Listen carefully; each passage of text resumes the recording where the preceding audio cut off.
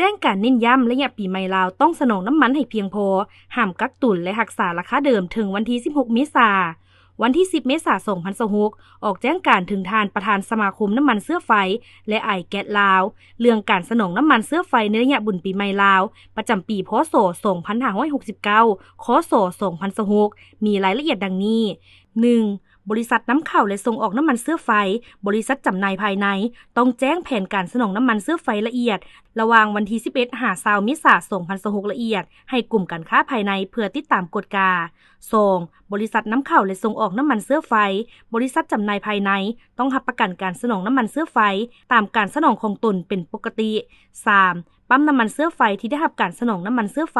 ตามแผนของบริษัทนำเข้าและส่งออกน้ำมันเสื้อไฟบริษัทจำหน่ายภายในต้องเปิดบริการเป็นปกติ 4. ปั๊มน้ำมันเสื้อไฟปิดหรือหยุดให้บริการชั่วคราวต้องแจ้งเหตุผลให้องค์การอุตสาหกรรมและการค้าเมืองนครบ่อนที่ปั๊มตั้งอยู่ก่อน3วันและต้องติดป้ายให้ผู้สวมใส่ทราบ 5. ห้ามบริษัทนำเข้าและส่งออกน้ำมันเสื้อไฟบริษัทจำหน่ายภายในและปั๊มน้ำมันเสื้อไฟ